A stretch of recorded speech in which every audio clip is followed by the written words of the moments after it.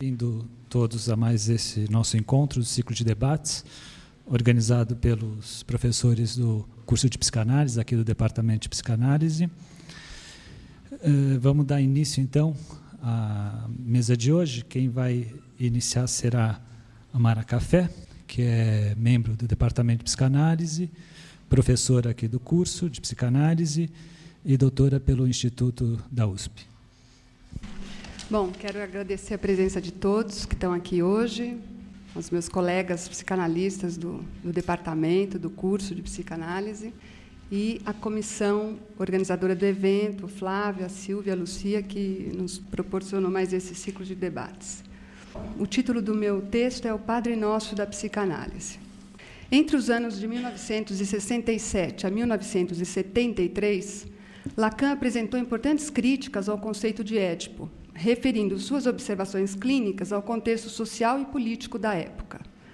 Assim, tendo formulado o primeiro tempo de sua obra em torno da noção freudiana do Édipo, equivalendo ao nome do pai, Lacan enunciou depois que o Édipo mudara da posição de solução para a posição de problema da psicanálise. Prosseguindo o debate, podemos perguntar: em que sentido, nos dias de hoje, o Édipo é um problema para a psicanálise? Pois bem, é possível pensar que as produções teóricas sobre o Édipo definem um dos grandes impasses com que nos defrontamos em nosso trabalho, produzindo, por vezes, alguns sintomas. Refiro-me aqui aos sintomas que se estruturam no corpo institucional da psicanálise, enquanto teoria e modelo de atuação clínica, e que resultam de práticas coletivas. Para fundamentar tal posição, reunirei algumas ideias sobre o contexto social mais amplo da atualidade. Começo com Foucault e suas definições sobre o poder, destacando aí os conceitos de transgressão e acontecimento.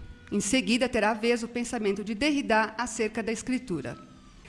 Foucault desenvolveu uma concepção original sobre o poder, considerando não apenas o seu efeito repressivo, mas também produtivo de novas formas de prazer e saber.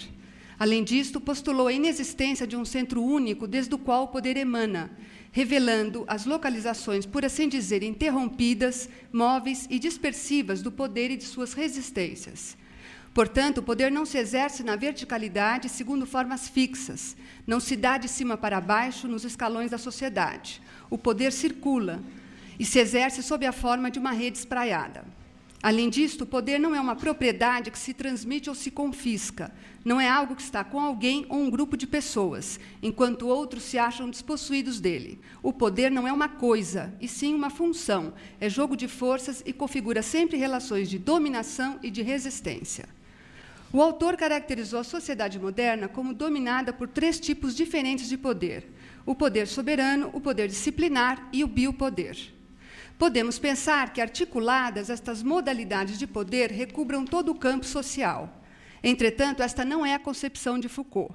Ele considera permanentemente a presença dos acontecimentos aleatórios e indeterminados, os acidentes do acaso, como aquilo de que se trata o tempo todo de controlar ou dominar, operação cada vez mais difícil nas condições atuais.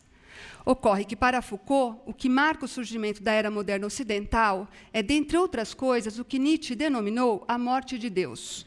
A crise da hegemonia do cristianismo e o concomitante avanço da ciência e da técnica promoveram um desencantamento do mundo, antes governado pela autoridade inquestionável da palavra divina. Neste sentido, os discursos religiosos e quaisquer outros que proliferam atualmente não têm a mesma capacidade unificadora e estabilizadora que se viu na Idade Média, pois competem com uma porção de outras práticas discursivas dominantes. A quebra da hegemonia da lei de Deus promoveu a ausência de um limite único e soberano às relações humanas, e neste vazio vem se estabelecer a experiência da transgressão, que pode ser construtiva ou negativa. Para Foucault, a transgressão é o que se dá no vazio da lei, e não o que se dá contra a lei. A transgressão não afirma e nem contraria uma lei. Porém, a sua experiência leva a que procuremos o estabelecimento de novos limites. Note-se que o sentido Foucaultiano de transgressão é distinto daquele que utilizamos habitualmente em psicanálise. Aqui, o ato transgressivo não se reporta a um campo regulado pela lei da castração, não sendo de saída nem reforço e nem resistência aos jogos de poder instituídos. Assim, no período moderno ocidental, não contamos mais com uma lei única que nos proteja de nós mesmos, tal como acreditamos possuir certo dia. sem a garantia absoluta de Deus e tampouco a da ciência, conforme queria o projeto iluminista, estamos hoje mais sujeitos às transgressões, que podem trazer novas possibilidades do viver, ou a morte e a destruição. Eis uma das razões para o temor do homem contemporâneo aos acontecimentos e acasos. É por isso que, nas palavras de Foucault, nos tornamos tagarelas, produzindo uma variedade ao infinito de discursos normalizadores. Derrida estabelece uma profunda crítica ao pensamento metafísico ocidental, especialmente as categorias de presença plena e origem verdadeira. O autor as reconhece nas teorias clássicas da filosofia, que postulam a fala como mais próxima da presença plena das coisas do que a escrita, posto que a voz estaria mais perto do estado da alma. Nesse sentido, a metafísica ocidental promoveu um recalcamento da escrita e um privilégio da voz, da phonê, estabelecendo o que Derrida chamou de fonocentrismo. Nesta tradição, a verdade é o que pode ser apresentado pela voz no âmbito da consciência, do logos, o que caracteriza o logocentrismo, outro pilar da filosofia ocidental. Derrida mostra que, no decorrer do século XIX, a crise do referente fonocêntrico tornou possível a problemática da escritura e a existência de um pensamento do traço, formulando este último com base numa interpretação bastante original da obra freudiana. Segundo o autor, Freud se opôs ao fonocentrismo através do modelo da escrita, com as noções de inscrição e reinscrição permanentes de traços minêmicos, conforme a Carta 52 a Fliss, postulando a construção dos sentidos num processo do diferir e não como propriedades assentadas em representações acabadas. Ao mesmo tempo, Derrida observa, no interior da própria obra freudiana, as contradições e embates permanentes entre o logocentrismo e o pensamento do traço. O filósofo conclui que é precisamente no jogo de tensão entre esses dois referentes que o discurso freudiano teria realizado uma crítica contundente à metafísica da presença. Derrida mostra ainda que o logocentrismo opera pela lógica das binaridades, o que refere o pensamento às dualidades natureza-cultura, mente-corpo, masculino-feminino, etc., favorecendo os raciocínios estanques e maniqueístas. O autor enfatizou a necessária desconstrução da binaridade sexual, daquilo que se marca como diferença no par masculino-feminino e que estaria no fundamento da noção psicanalítica do falo, atribuindo à teoria de Lacan seu maior desenvolvimento. Neste sentido, Derrida criticou sistematicamente a teoria lacaniana, que, segundo ele, reforçou os parâmetros da metafísica ocidental, postulando o falocentrismo, o caráter de unidade plena e indivisibilidade do significante, e a concepção de que a linguagem simbólica é articulada precisamente como a linguagem fonemática. É o que Derrida argumenta, por exemplo, em seu livro Cartão Postal. Apesar das diferenças importantes e extensas entre Foucault e Derrida, é possível alinhá-los através dos respectivos conceitos de acontecimento, transgressão e escritura. Destacam-se aí algumas características do pensamento moderno, como o movimento de forte desconstrução das binaridades, da crença radical na unidade e na presença como atributos essenciais da verdade, desconstrução, enfim, das ideias de um centro régio e de uma origem primeira na determinação das coisas, bem como da reificação do registro simbólico. Pois bem, tais desconstruções são facilmente identificáveis na clínica atual, nos relatos dos pacientes acerca do trabalho, como, por exemplo, no fato de terem cada vez menos posições estáveis e estabelecidas dentro das empresas, ou mesmo perspectiva de longa carreira num único lugar. As desconstruções em pauta também são identificáveis, por exemplo, na referência que os pacientes fazem à constituição de famílias onde se tem os meus, os seus e os nossos filhos, e no consequente desdobramento ou encolhimento das funções parentais dentre os vários adultos e suas várias crianças, bem como na afirmação cada vez mais frequente, principalmente entre os adolescentes, de experiências sexuais fora das fronteiras convencionais de gênero. Tais desconstruções se mostram também na vivência cada vez mais rarefeita do que podemos chamar de presença presencial, em função da presença virtual, conforme se vê nas reuniões de trabalho por videoconferência, na ampla socialização das crianças e adolescentes pelos MSN, pelas comunidades virtuais como Facebook, Orkut, etc., e pelo uso ininterrupto dos celulares. Dentre os efeitos que isto promove, vemos a sobreposição de diferentes encontros a serem sustentados pelos sujeitos, de modo que a experiência social do espaço e do tempo não se encontra mais centralizada em um único ponto geográfico e cronológico, mas se constitui em multiplicidades e simultaneidades, na conexão de linhas dispersas, em redes espraiadas. A clínica psicanalítica cotidiana nos dá o testemunho contundente de que não somos mais dominados por um centro régio, por uma estrutura piramidal nas funções familiares e profissionais, pelos sistemas binários simples que nos localizam como homens ou mulheres, pais ou não pais, dos meus, dos seus e dos nossos filhos. Entretanto, muitos dos conceitos com os quais constituímos a nossa escuta se fazem ainda no quadro das binaridades, imbricados às categorias de unidade, presença, origem e centro régio. É o caso do conceito de Édipo, justamente tão central à prática psicanalítica, cujas noções mobilizam os referentes metafísicos em xeque. Desse modo, experiências muito emblemáticas do nosso tempo interrogam profundamente o conceito de Édipo, tanto nas condições e suas possibilidades teóricas, como no dispositivo de normalização em que pode se constituir no trabalho clínico, quando vem restabelecer, legitimar e naturalizar, através do referente fálico, a centralidade e a hegemonia de uma lei, a lei paterna, promotora da cultura, cuja vocação se mostra claramente masculinista. Quando digo que a atualidade interroga o Édipo, não me refiro a um suposto declínio ou fracasso das instâncias interditoras no laço social e o concomitante fortalecimento das práticas incitadoras ao gozo ilimitado. Ideia que, a meu ver, sustenta-se mais na afirmação ou negação do Édipo do que na sua indagação. O meu problema com o conceito de Édipo é outro e, de certo modo, se coloca num sentido contrário a esta ideia. Lanterri-Lorrat, em seu livro Leitura das Perversões, reflete sobre as condições concretas de uma prática psicanalítica neomoralizadora, no melhor estilo do que Foucault definiu como tecnologia disciplinar. O autor observa que, no início, aspas, Freud descreveu um desenvolvimento da sexualidade infantil que se efetuava através dos conflitos essenciais. Isso se tornou, por vezes dentro da própria obra freudiana e dos seus sucessores, uma evolução normal, desde o estádio oral até a sexualidade genital. E é este primado do genital que vem garantir a base objetiva desse neomoralismo sexual. Segundo Lanterri-Lorrat, a noção de estrutura perversa veio consagrar uma posição conservadora já presente na teoria freudiana, recuperando a perversão para o campo da anomalia.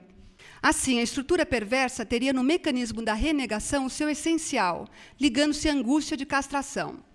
O perverso não ultrapassa esta angústia com os recursos da castração simbólica, mas arranja-se de outro modo, sustentando modalidades de gozo que, se no início foram vistas como diferentes, embora não tão diferentes assim, com o Freud de 1905, depois foram avaliadas como mais pobres, menos diversas porque restritas aos elementos fixos e não variáveis do fetiche, com o Freud de 1927.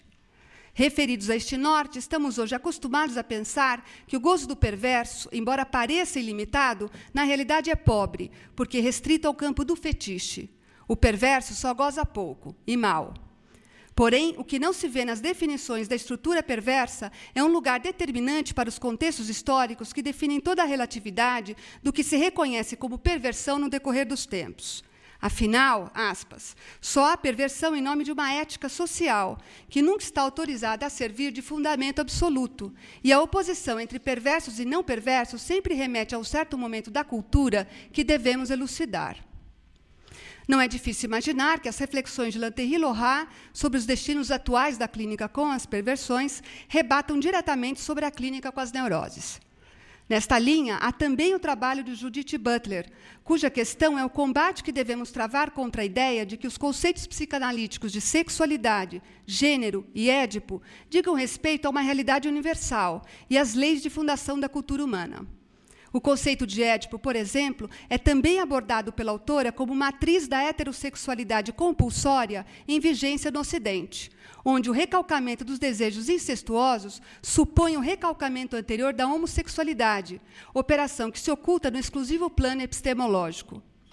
O efeito de heterossexualidade compulsória, assim como o efeito de primazia do genital mencionado por Lanterri-Lorrat, são efeitos intrínsecos aos conceitos respectivos de Édipo e perversão, e não propriedades indevidas que apareceram depois.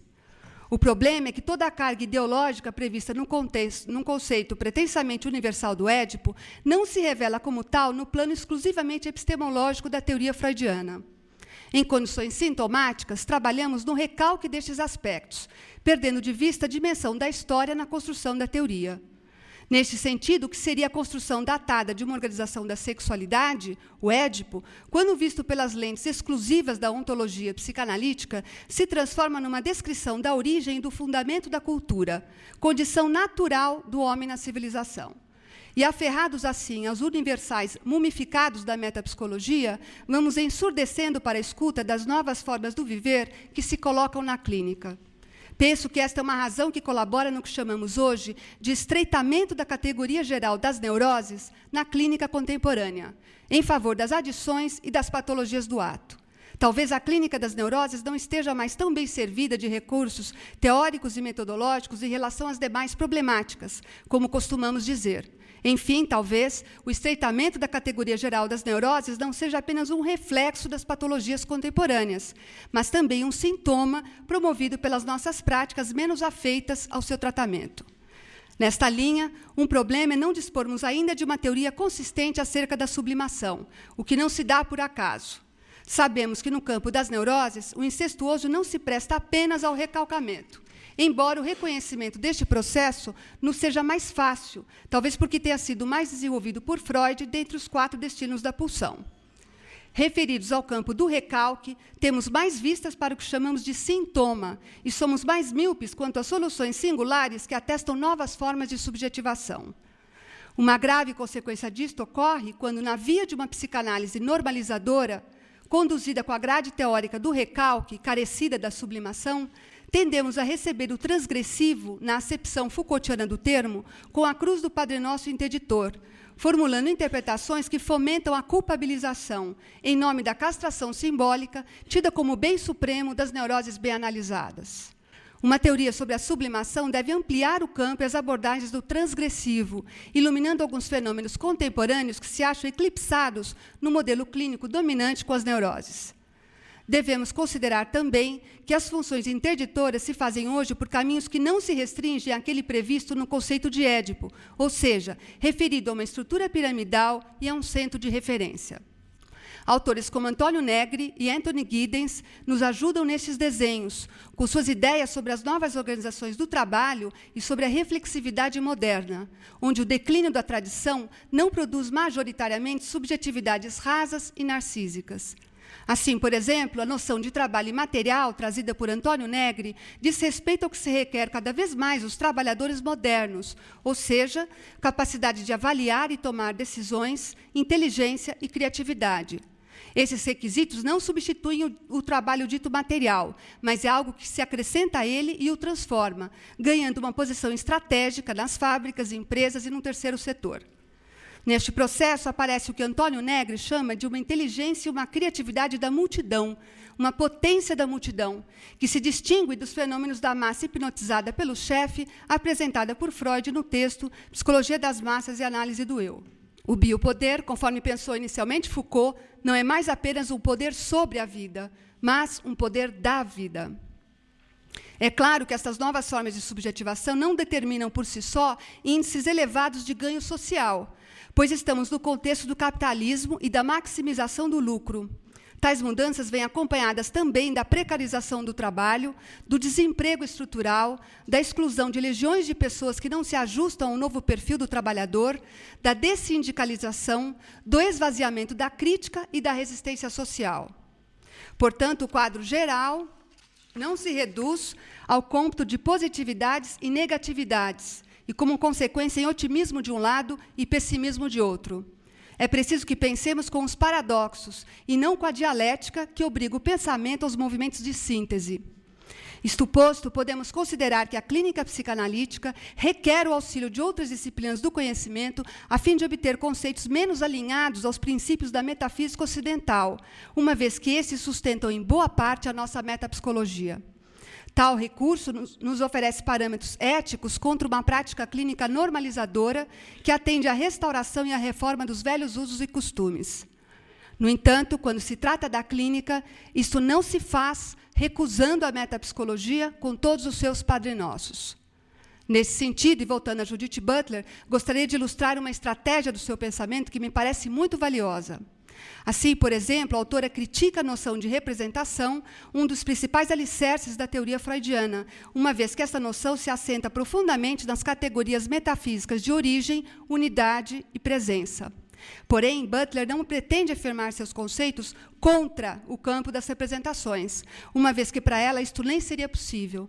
Deste modo, afirma que, aspas, obviamente, a tarefa política não é recusar a política representacional, como se pudéssemos fazê-lo. As estruturas jurídicas da linguagem e da política constituem o campo contemporâneo do poder. Consequentemente, não há posição fora desse campo, mas somente uma genealogia crítica de suas próprias práticas de legitimação. Fecha aspas. A autora traz a possibilidade de pensar uma teoria performativa da sexualidade junto de alguns conceitos freudianos forjados no quadro de uma teoria representacional, operação complexa e que demanda muito rigor.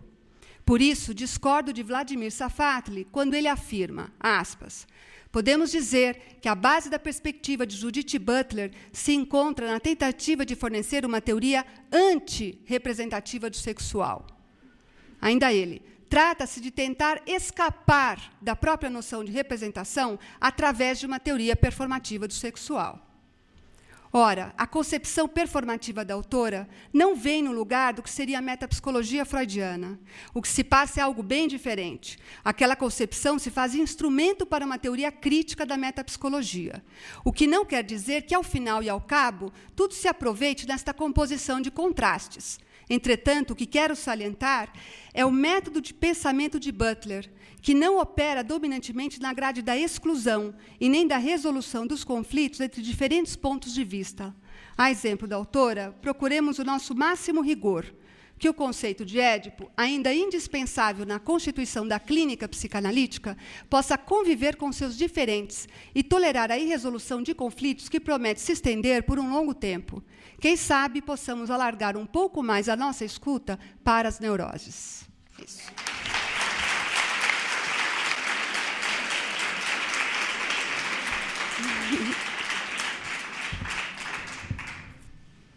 Passo agora a palavra a Lucia Fuchs, que é membro do departamento aqui de psicanálise, professora do curso de psicanálise e co-coordenadora do curso Clínica Psicanalítica Conflito e Sintoma, do mesmo departamento aqui de psicanálise.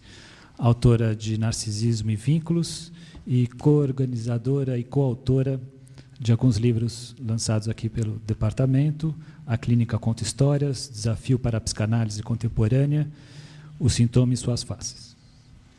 Eu vou me referir à depressão como sintoma da atualidade. Uma forma interessante de pensar as depressões na atualidade é no contexto de uma possível psicopatologia de massas. O termo em si pode parecer contraditório, porque tanto a psiquiatria quanto a psicanálise se caracterizam pelo estudo detalhado, pela identificação de traços distintivos, pela descrição de fenômenos específicos. Valem-se, assim, de uma sistemática que procura estabelecer em cada paciente o que o diferencia da massa, do coletivo, dos outros, encarando cada caso como algo irrepetível. Mas a saúde mental não está imune à influência do chamado mercado global. Não que o protagonismo do indivíduo que marcou a modernidade tenha desaparecido. O que tem se produzido é um câmbio de escala. O indivíduo passa a ser contado como um a mais no universo do qual faz parte, considerado sobretudo pelo que tem em comum com os coabitantes desse universo. Desaparecem assim as singularidades, surgindo uma vivência de massificação com uma consequente desestabilização da trama simbólica. Essa configuração de universos cada vez mais amplos tem dado espaço ao uso sistemático de instrumentos de avaliação e comparação considerados adequados às suas gigantescas proporções. Hoje podemos testemunhar uma revalorização dos questionários, dos testes e, mais ainda, a consolidação da força das estatísticas. O grande crescimento do diagnóstico de depressão está situado, por lógica, no macrocontexto dessa globalização. Apesar da sua imprecisão semiológica e da indeterminação da sua extensão como conceito, a depressão tende a tornar-se um dos significantes privilegiados com que a nossa época pretende nomear o mal-estar que freudianamente reconhecemos como inerente à civilização. Uma das consequências disso é passar a pensar o sujeito deprimido em termos laborais, ponderando sua baixa produtividade, sua necessidade de períodos prolongados de licença, etc. Os antidepressivos surgem não só para resolver esses impasses, mas também como instrumento para o diagnóstico diferencial. Tudo o que seja curado pelos antidepressivos será nomeado como depressão, seja isso evidente clinicamente ou não. Não vou me estender justamente nas estatísticas que estamos questionando, vou apenas colocar como exemplo os Estados Unidos, onde supostamente 18,8 milhões de pessoas por ano sofreriam uma desordem de tipo depressivo nos Estados Unidos. Esse levantamento, somado a outros semelhantes, é o que leva a Organização Mundial da Saúde a prognosticar que, no ano 2020, a depressão representará a segunda causa de invalidez mais frequente, atrás apenas das doenças cardíacas. Do mesmo lado desse processo, temos a indústria farmacológica norte-americana, que se beneficia enormemente com o excesso de medicação atual, a ponto de superar em lucros os poderosos grupos do complexo militar industrial. Se tomamos na atualidade a noção de transtornos depressivos, inverte-se a lógica que serve de guia na sequência das descobertas científicas. Primeiro descobre-se o remédio e só depois a doença. A medicação antidepressiva começou a ser utilizada para uma variedade de fenômenos, sendo prescrita tanto no âmbito da psiquiatria quanto em outros âmbitos, como o da endocrinologia, o da ginecologia, até como prevenção da menopausa e diversas outras alterações. A indicação mais corriqueira tem sido tomar durante o dia um antidepressivo associado com a administração noturna de um ansiolítico. Podemos dizer que essa combinação se transformou num instrumento sistemático para abordar uma grande quantidade de queixas e mal-estares presentes na clínica médica geral. Antidepressivos passam a ser tão corriqueiros quanto ansiolíticos, então, para logo terminarem sendo usados quase sem indicação médica alguma. Temos que reconhecer que nosso tempo não facilita a elaboração dos lutos. Não temos tempo para a tristeza. Tem sido melhor partir para as substituições rápidas, dada a fartura de objetos de consumo que nos servem de consolo e o recurso virtual, que também responde a nossas fantasias mais diversas. São tempos acelerados esses em que vivemos, tempos que promovem a mania, a fuga em ação. Se a depressão está na moda, como nos diz Colette Soler, podemos acrescentar que isso se deve justamente ao fato de não existir tempo para o luto. A ordem hoje é medicalizar a tristeza, a dor, a angústia. Paralelamente, a depressão torna-se uma queixa das mais frequentes, pacientes adaptando-se ao que diz o discurso social dominante. É delicada nossa posição como psicanalistas. Ao mesmo tempo em que devemos criticar essa indústria de diagnósticos, também nos cabe defender o direito à depressão, permitindo que ela ganhe espaço como expressão do mal-estar e como sofrimento a ser escutado, e não como sintoma a ser resolvido. Para a psicanálise, a depressão como entidade clínica não existe. Não existe uma depressão no singular. O que existe são estados depressivos compatíveis com as diferentes estruturas clínicas. Para Lacan, o afeto depressivo não é uma categoria ou entidade clínica, e sim um estado caracterizado pela posição do sujeito quando cede a seu desejo. Quando isso acontece, o sujeito se deprime, perdendo a satisfação de desejar. A dor de existir incomoda. Frente a essa dor inerente ao sujeito, com a qual ele tem que se confrontar na construção da subjetividade, a época oferece uma variedade de artifícios para tamponar e afogar a angústia que necessariamente surge. O mandato cultural da nossa época nomeia como depressão o que poderia ser o reconhecimento vital da castração, reconhecimento do impossível que está sempre em jogo. Se não se submete a esse imperativo do outro social, o sujeito fica desadaptado, excluído, está deprimido. Muitos diagnósticos de depressão são leituras equivocadas dos efeitos da perda na subjetividade. E essas leituras defeituosas respondem ao mal-estar que produz nos agentes legitimados como representantes do grande outro social o confronto com essa dor de existir. O luto é sempre um momento de dor, já que o sujeito se encontra com a dor de existir associada a uma perda real. Jean Alouche o descreve no livro Erótica do Luto no Tempo da Morte Seca, onde nos diz: o luto não é mudar de objeto, senão mudar a relação com o objeto amado e perdido. Tenta-se forçar a resolução de um luto sem respeitar a subjetivização da perda. Freud sustenta que, apesar da renúncia à satisfação da pulsão, o desejo persiste e é percebido pelo superego. Como consequência disso, desenvolve-se o sentimento de culpa, o que explica, por exemplo, que a severidade da consciência moral aumente quanto mais virtuoso é o sujeito. A relação do indivíduo e seu meio é fonte de satisfação, mas também de conflitos. No Mal-Estar na Cultura, Freud faz uma reflexão sobre o modo como as exigências da satisfação pulsional encontram suas possibilidades e seus limites nas condições da cultura. A cultura tenta regular as relações entre os indivíduos, mas para possibilitar a vida em comum se faz necessário uma renúncia ou uma postergação do pulsional. Isso quer dizer que devemos articular o social e o pulsional, sendo o social o que aparece limitando a satisfação.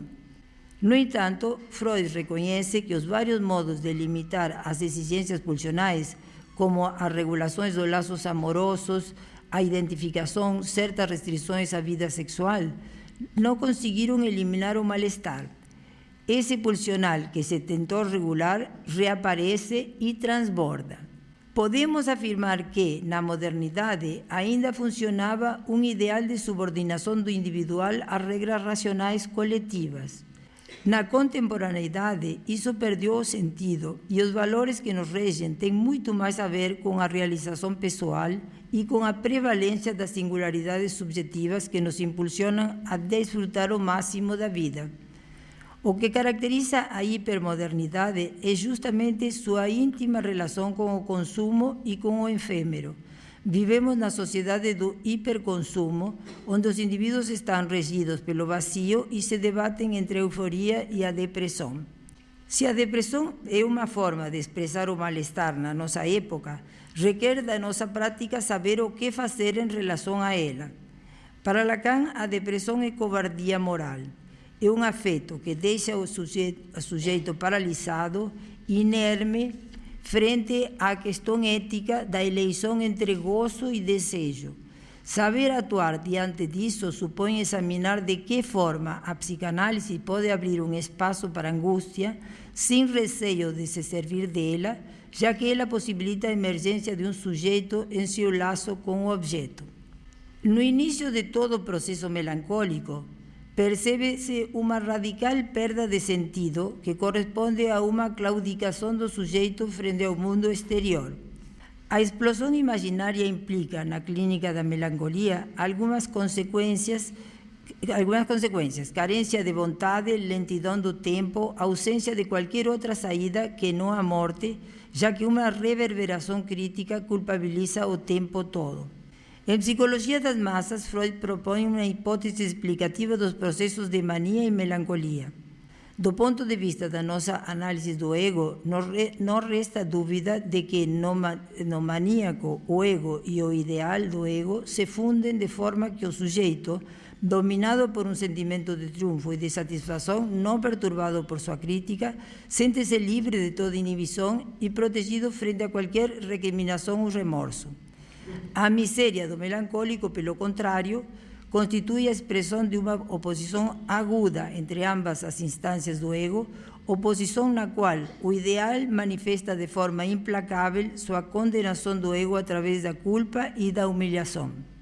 Anos depois, na perda da realidade, na neurose e na psicose, Freud situa a melancolia dentro das neuroses narcísicas, entendendo que o conflito que dá origem a este quadro acontece dentro do próprio ego, isto é, entre o ego e o ideal do ego.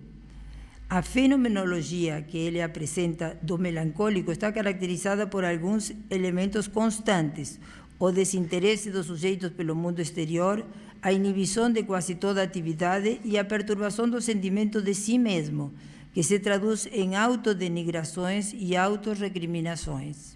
É esse o traço que a diferencia do processo de luto.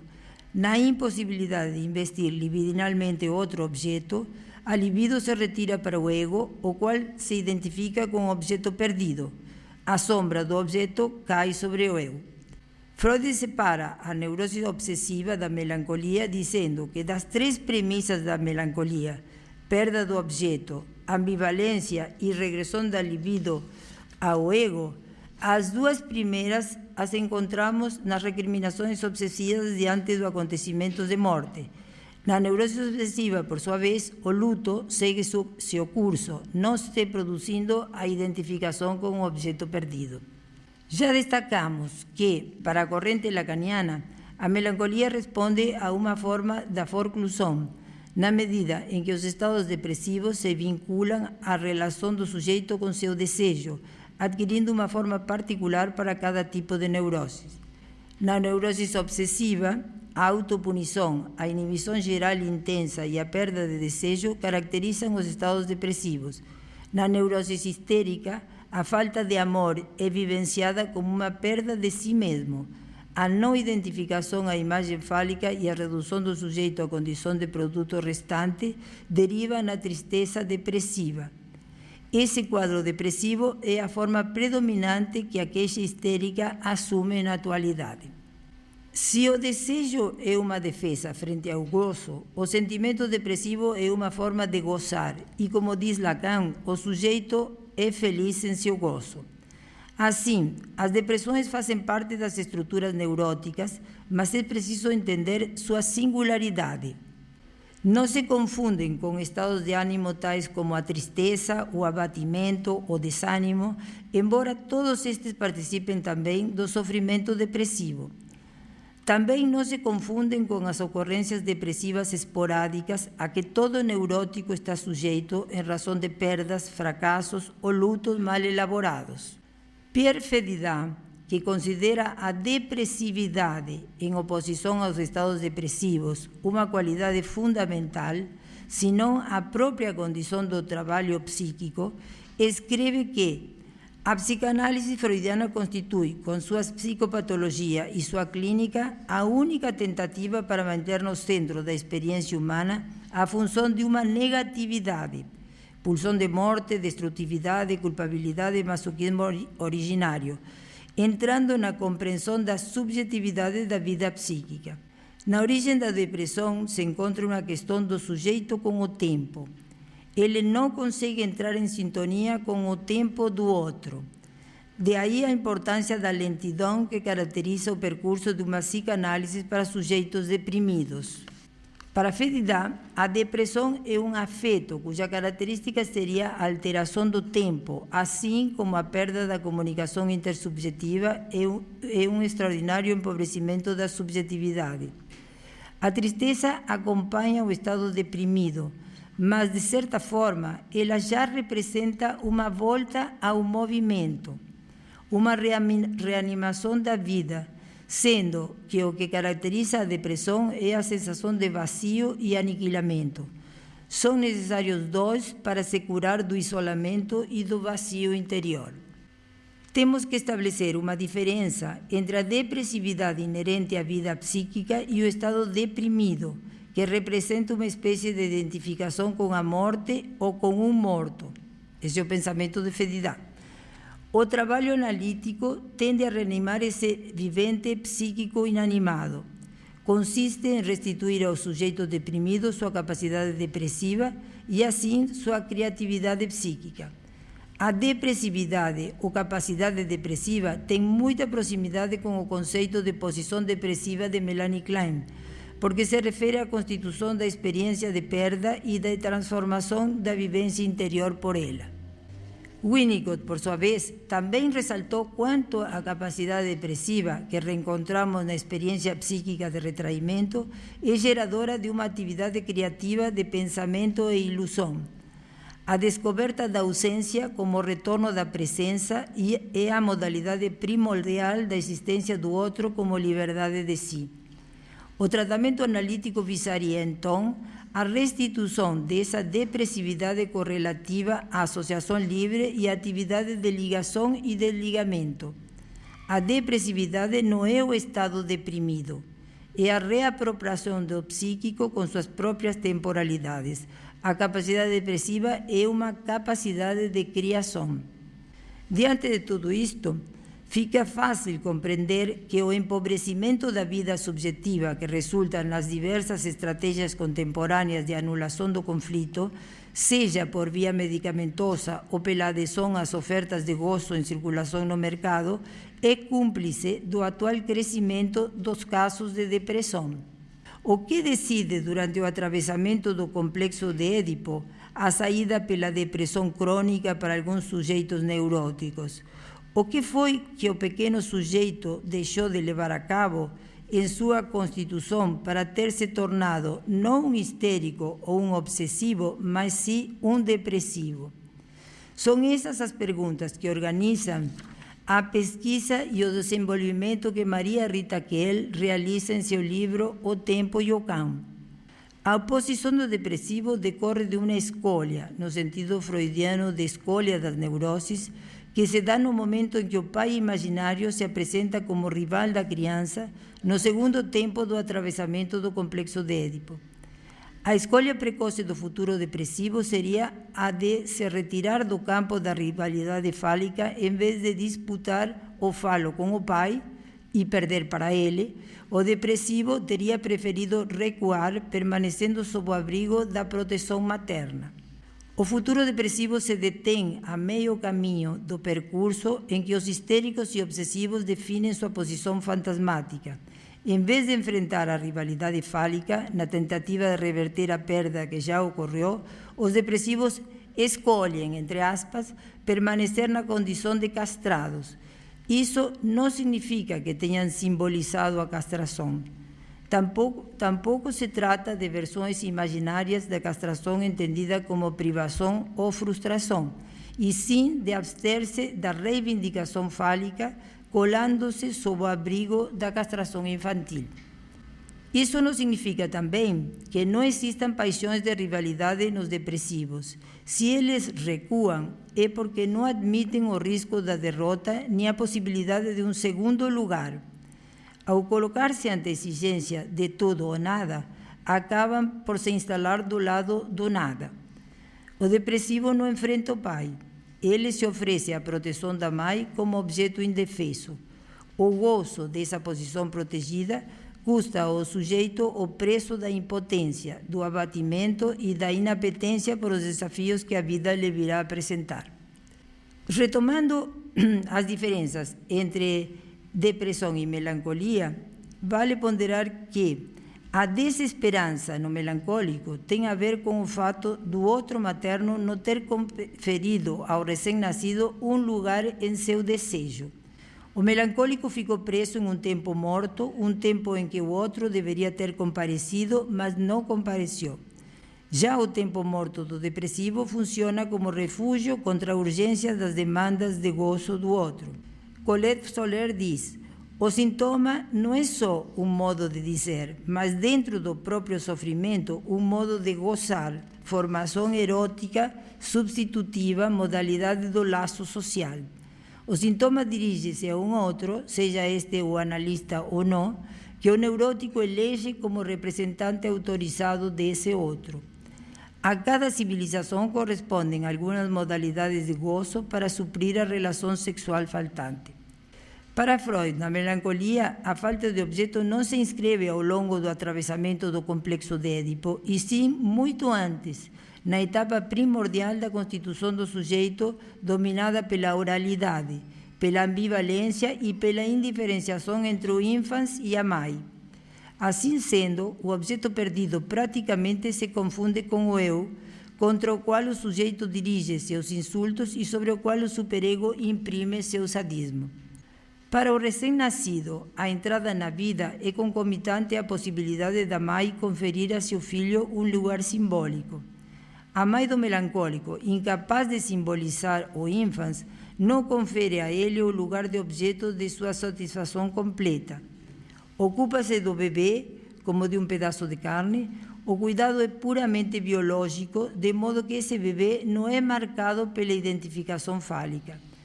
Daí decorre que, na melancolia, a falta de objeto se inscreve precocemente como buraco no cerne do ser. Esse é o furo no psiquismo, do qual fala Freud em vários dos seus trabalhos. Faltou ao melancólico a marca da experiência de ter sido o falo para a mãe. No caso do depressivo, a identificação fálica ocorreu.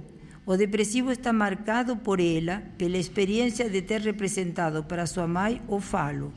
Também está marcado pela queda desse lugar privilegiado. O depressivo está marcado pela castração, mas não a simboliza. Como preferiu se retirar do jogo sem nem ao menos tentar, o depressivo se envergonha de sua impotência. A mãe, na origem da vida psíquica de um depressivo, apressa-se para estar sempre presente. Atropela a temporalidade psíquica da criança, que se torna, em decorrência dessa pressa, lenta e inapetente em sua vida mental. Agora podemos voltar a considerar as diferenças entre as ocorrências depressivas na neurose obsessiva e na neurose histérica, da depressão como posição estrutural do sujeito. Na neurose obsessiva, a posição do sujeito no fantasma é a de um eleito. Freud situa o obsessivo como filho preferido pela mãe, aquele que é chamado para suprir a insatisfação dela, ou na ausência do pai, ou nos pontos em que o pai falha em satisfazê-la. O obsessivo, então, se defende da fantasia incestuosa, tornando-se um combatente em prol de todas as versões imaginárias da lei.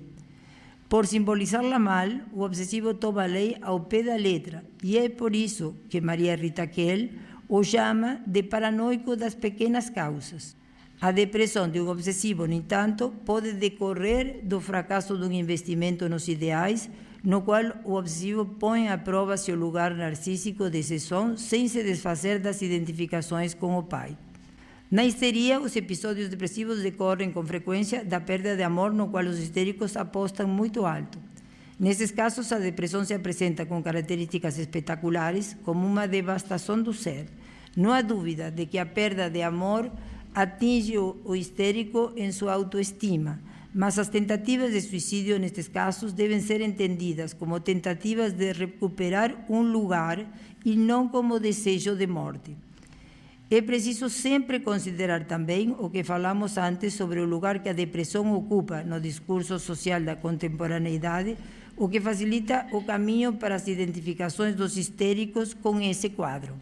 Depois de todas estas considerações, talvez tenha ficado clara uma das principais dificuldades de nosso trabalho como psicanalistas. Precisamos de tempo, tanto para possibilitar a aproximação do paciente com sua própria subjetividade, quanto para poder pensar a diversidade de formas em que pode se configurar o sofrimento que o conduz até nós.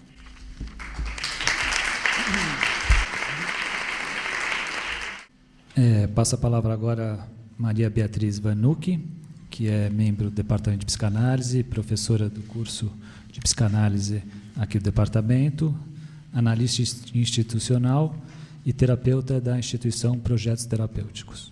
A minha fala vai ser sobre um recorte sobre a questão do trabalho psicanalítico nas instituições. E ela vem, menos de ser um programa, de de um seminário, porque a gente não tem um seminário dedicado a isso, mas de ser uma questão que aparece frequentemente nas supervisões. E como eu sou uma psicanalista que tem exercido minha clínica tanto no consultório quanto nas instituições, desde sempre, achei que essa seria uma pequena contribuição aqui para o nosso ciclo. Meu texto chama Mais Além do Familiar. Vou começar com uma citação da Juliet Mitchell, na introdução do seu livro Loucos e Medusas. A ênfase pós-moderna na diferença tem existido à custa da transversalidade, que consiste nas variações sempre presentes na universalidade. A articulação entre o singular e o universal, entre o sujeito e a ordem, entre eu e o mundo externo, aparecem para Freud desde o início numa relação de tipo paradoxal. Para a psicanálise, a heterogeneidade é um atributo do aparelho psíquico, e isso está contemplado nos pares: sexualidade infantil, moral social, prazer, dor, prazer, realidade, inconsciente, eu, amor, ódio, pulsão de vida, pulsão de morte. A especificidade da ética psicanalítica reside na positividade que ganham as discrepâncias, numa clínica que não busca eliminá-las, mas parte delas para pensar o que caracteriza o propriamente humano. Assim, os sintomas, a criação artística, o sublime e o abjeto são obra da negociação, do confronto, da negação, da cisão ou mesmo da destreza na composição das disparidades. Na lógica do conflito, o que implica prazer para uma determinada instância psíquica pode corresponder ao desprazer para outra. O prazer se dá tanto na busca da síntese, da permanência, da organização, na evitação da dor, na manutenção do mesmo, quanto na procura pela diferença, pela parcialidade e pelo novo, pela busca de fortes sensações. Nos primórdios da vida, o filhote humano carece de um repertório de hábitos que sirva para adaptação ao mundo externo e para a sobrevivência. Nem mesmo o funcionamento orgânico é algo dado. Esse repertório é adquirido a partir dos primeiros e sucessivos encontros com o outro, nos cuidados maternos, que vão abrindo o mundo representacional do bebê. Freud propôs o par vivência de satisfação, vivência de dor, como paradigma desse encontro primevo entre a materialidade indiferenciada do filhote com a psique, corpo do outro primordial. Muito esquematicamente, a redução da tensão pelo atendimento da necessidade corresponde à marca de satisfação, e a ausência do outro, o aumento da tensão, o registro da dor, no limite, o traumático. A criação de um corpo próprio e até as referências mais básicas das funções orgânicas, como fome e sono, dependem absolutamente desse outro, de seu empenho, de sua disposição para transmitir.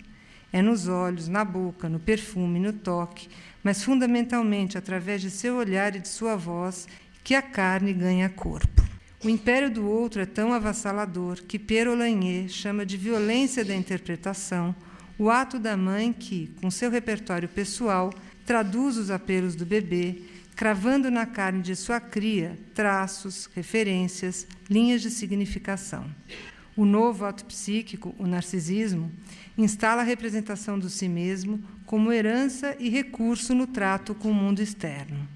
O enfant se apropria de sua imagem imantada pelo outro, nela se reconhece com júbilo e adoração.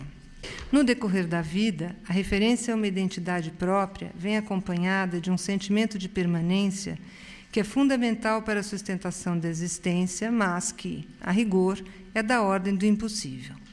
Para Jean Florence, a teoria psicanalítica introduz a noção de identificação para expressar a incompletude contida na identidade. Cito o autor: a identificação não faz, na verdade, o mesmo, ela tem por efeito multiplicar esse suposto mesmo. Sendo uma operação primitiva e originária da ligação afetiva com outra pessoa, está implicada tanto no gesto de sugar a mãe pelo leite, quanto na conjugação imaginária de querer ser como o pai. As identificações percorrem os caminhos simbólicos da imitação, da idealização, das identidades grupais e dos sentimentos de respeito e admiração por um líder nas inúmeras formas de expressões dos vínculos sociais.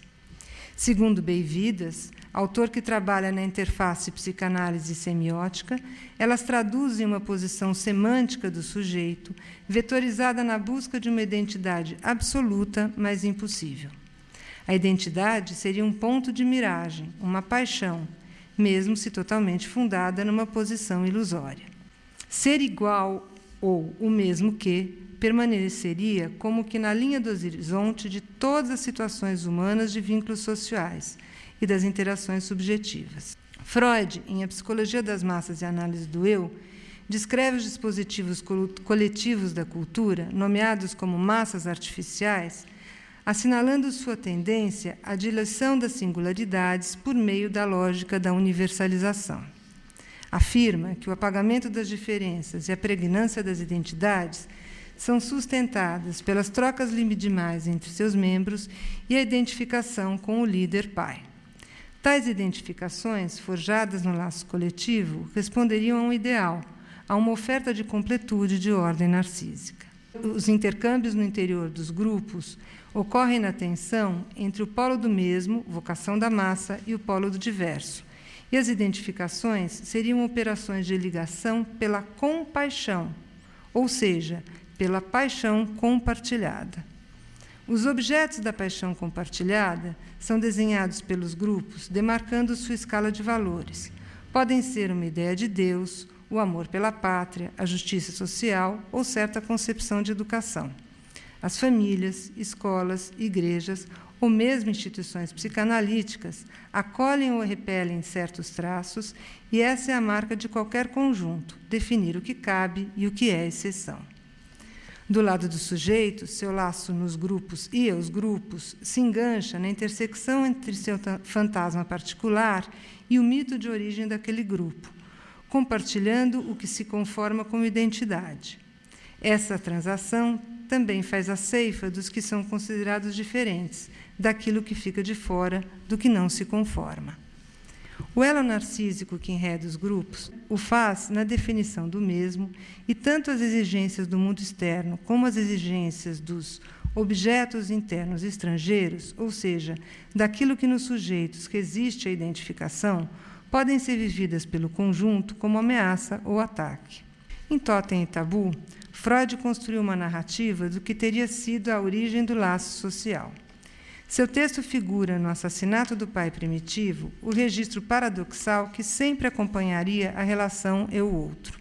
Como diz Henriquez, Freud não só relacionou o estabelecimento de um projeto comum, uma paixão comum, diríamos, mas foi além, propondo que o primeiro projeto comum, aquele que teria permitido o estabelecimento de relações comunitárias, só pode ter sido uma conspiração contra um outro, contra um poder vivenciado como maléfico. Assim, tanto a alteridade, estou citando o autor agora, tanto a alteridade como o reconhecimento mútuo procederiam do efeito de um ódio compartilhado. A igualdade teria sido possível pela repartição dos despojos e a incorporação das qualidades do tirano. Segundo Rodrigues, a figura de Deus ou o Pai Supremo, como elemento central da constituição simbólica do psiquismo e das tramas que ligam o sujeito aos seus semelhantes, desenha-se no rastro da ambivalência, ódio-amor que o Pai representa e sustenta. É pelo assassinato do Todo-Poderoso que esse mesmo Pai se constitui como elemento simbólico. O ódio compartilhado e recalcado pela comunidade deve ser tomado aqui como uma premissa lógica que sela e firma o pacto social. Pacto que sustenta a dependência do outro semelhante irmão, com a condição e exigência de corresponder ao admissível para o conjunto. Nesse duplo elo, assenta-se a dimensão de ambivalência do laço. O amor entre irmãos tem como contrapartida a angústia e a fragilidade de garantias na precariedade do vínculo. Na ligação com o outro, não só estamos ameaçados pelo perigo que ele representa, como também pela fantasmagoria dos nossos perseguidores internos. O outro pode parecer protetor, amável e sólido, mas também perseguidor, tratante, cruel e sujo.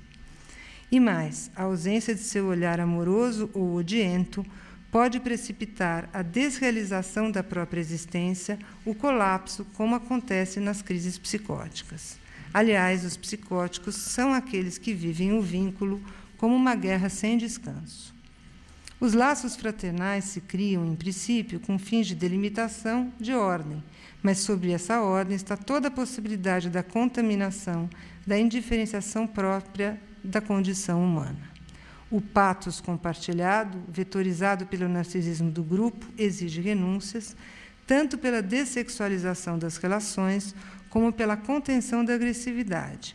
Mas a operação de civilidade tem como saldo a loucura, a violência e todos os comportamentos considerados desviantes.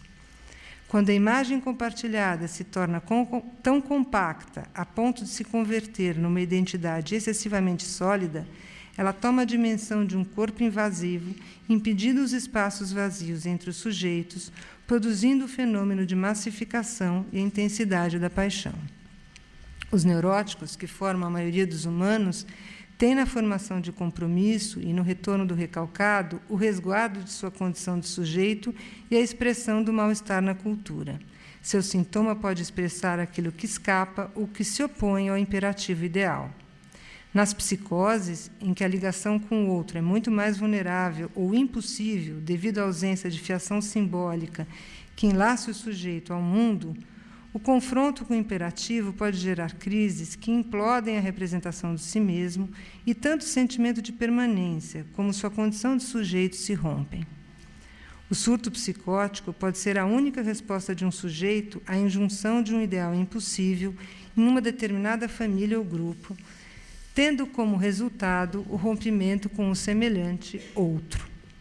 A loucura aparece como o grito do sacrifício, e as alucinações, assim como a passagem ao ato, podem ser expressões patéticas da cena temida e recusada por aquele conjunto. Nesses casos, o grupo e a instituição, como formações sociais, podem se converter em importantes instrumentos de tratamento, onde a própria contextura institucional vem a fazer suplência material para a recomposição das representações do campo da realidade e do corpo próprio. Se a crise corresponde ao resto de uma formação coletiva, é justamente noutra composição coletiva que o trabalho de cura pode se dar. A montagem dos dispositivos clínicos pode ser trabalhada como suporte à reconstrução delirante, à representação do mundo. Há também grupos ou equipes de trabalho imersos na repetição, na imobilidade e no sofrimento, com cenas ostensivas de hostilidade, mergulhados na confusão ou na apatia, sintomas do impasse que o próprio contrato entre eles rejeitou. Quando chamados a intervir nas instituições, seja como parte do tratamento de alguém em crise, seja para tratar o grupo ou família, levamos em nossa bagagem procedimentos variados. Contudo, o que define nossa clínica é uma ética, certa condição de escuta com referência ao funcionamento inconsciente, em sua gramática regida pelo princípio do prazer, com suas propriedades de figuração. Distinguir as possibilidades contidas nos grupos daquilo que são fenômenos de massa é um passo importante para que os discursos ganhem alguma mobilidade. O trabalho psicoanalítico nas instituições não se restringe a implantar o modelo da cura-tipo, analista-analisante, mas pensa a própria instituição em termos psicanalíticos, propiciando condições para a multiplicação de cenas, das representações dos corpos e das falas, a fim de abrir espaços, evocar entre atos. Nessa perspectiva, a proposta consiste em pensar a arquitetura da organização como uma instituição não toda, ou seja, pensamos os grupos como um conjunto aberto. A instituição não todo, conceito que faz menção a uma das figuras da sexuação feminina na teoria lacaniana, é um instrumento teórico que tem a vantagem de designar uma formação que não se fecha, uma reunião que implica margens e intervalos. A clínica na instituição não toda faz contraponto à paixão pelo uno, operando cortes entre os elementos do conjunto. Os sujeitos, seus movimentos, suas narrativas, os discursos de saber são tomados um a um.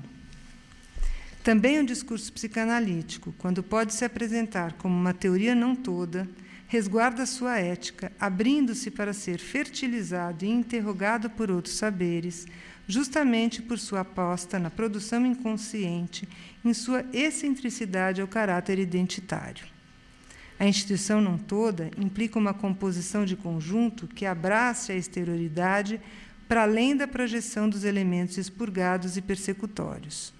Projeta a disposição de uma trama permeada de interstícios e convoca ao trabalho de transmissão, o que coloca em movimento a direção progressiva do desejo em sua potência inventiva. Diante do imperativo da paixão pela identidade das formações coletivas, a multiplicação dos discursos, aspas, pode reinventar essa clínica nas bordas do que antes parecia estar fora dela, fecho aspas. Eu estou citando uma frase do Joel Birman no seu texto Bordas e Dobras. Essa posição não anula o impasse apontado por Freud, mas o contorna, catalisando o mais além do familiar.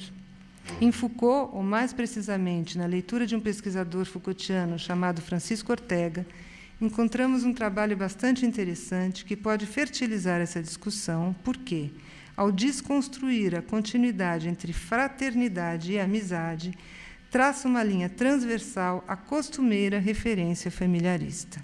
Usados frequentemente como sinônimos, os termos amizade e fraternidade guardam uma diferença entre si, que tem sido ofuscada no discurso contemporâneo. De um ao outro, há que se fazer um deslocamento. A fraternidade mobiliza o eixo das identidades e do patos compartilhado. A amizade leva a outro rumo, incluindo o contato com a diversidade e o estrangeiro. A ideia de fraternidade é parceira de um ideal de intimidade e tende a reduzir o laço eu-outro ao âmbito narcísico. A amizade resgata a experiência da hospitalidade pelo endereçamento à singularidade do outro estrangeiro, compondo uma cena caracterizada por uma dualidade assimétrica atravessada pelos outros, retomando a dimensão política da intersubjetividade. A amizade, em Hannah Arendt, é o cultivo de uma cálida impessoalidade, abertura para além da dimensão doméstica, convertendo-se em importante recurso diante, estou citando a Hannah Arendt, da debilidade que reside no refúgio em uma subjetividade encapsulada e voltada para si.